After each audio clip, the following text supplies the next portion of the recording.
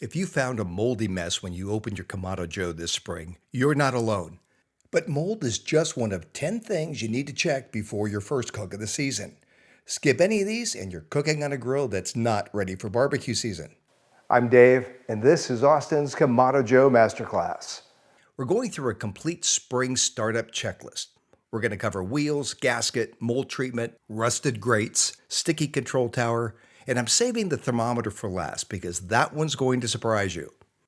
Step 1. Oil the pivot points. First, roll your Kamado Joe onto some paper or cardboard to protect your patio.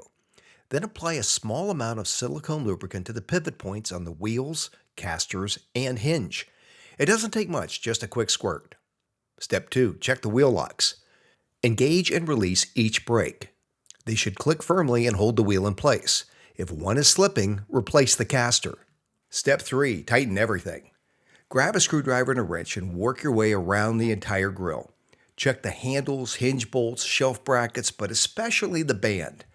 That metal ring holds your top and bottom halves together. Ceramic grills tend to work loose over time. Snug them all down, but don't over-tighten them. You don't want to risk cracking the ceramic. Step 4. The gasket.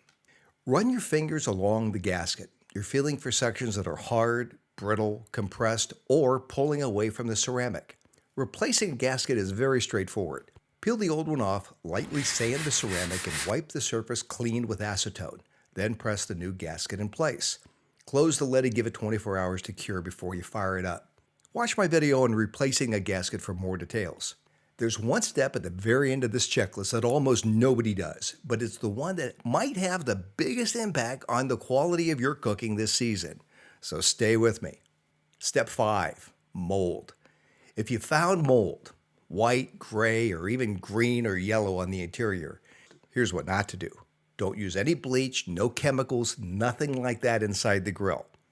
Load the firebox with charcoal, light it, and leave the lid open for about 10 minutes while the fire establishes.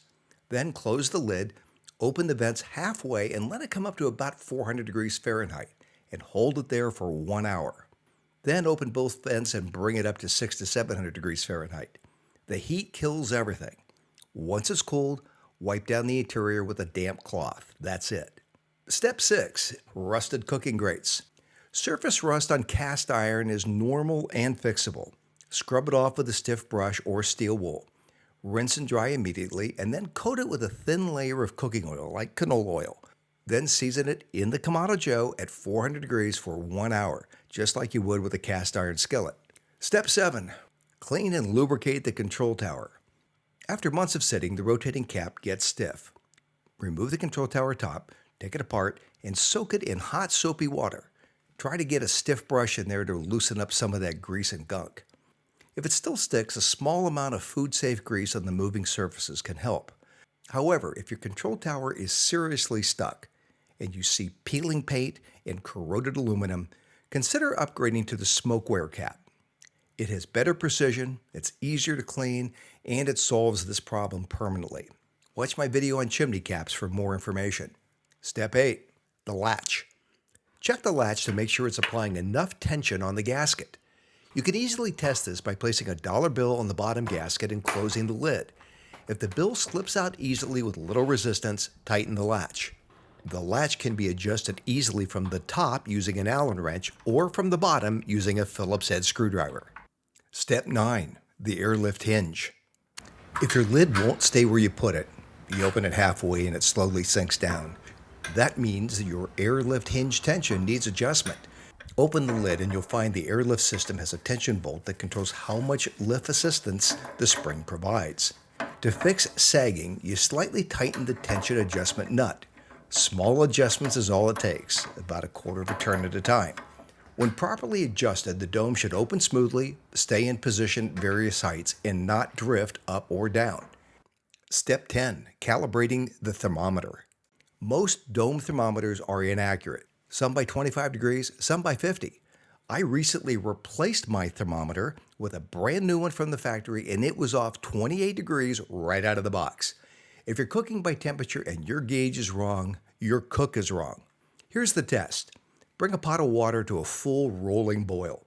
At sea level, water boils at 212 degrees Fahrenheit. but it boils at lower temperatures at higher altitudes. Put a calibrated probe thermometer into the boiling water and see what temperature water boils at your altitude. That's your baseline. Carefully remove your dome gauge and place the tip into the water. Don't let it touch the bottom of the pan. Look at the back of the dial where you'll find a small calibration nut and adjust it until it reads accurately in the boiling water. If your thermometer won't correct or it has water under the glass, replace it. A new temperature gauge is cheap insurance for every cook you do this year. Do this checklist once before your first cook and your Kamado Joe will run cleaner, seal tighter, and cook more accurately all season. I invite you to check out my Kamado Joe Owner's Handbook. This is a 100-plus page book that I've written that covers everything that you need to know about operating the Kamado Joe. It includes setup, seasoning, temperature control, troubleshooting, maintenance, and a lot of other pro tips and techniques. Leave a comment below and let me know how your grill looked this spring. Hey, if you liked the video, let me know and please subscribe. Watch my Kamado Joe 101 playlist right now.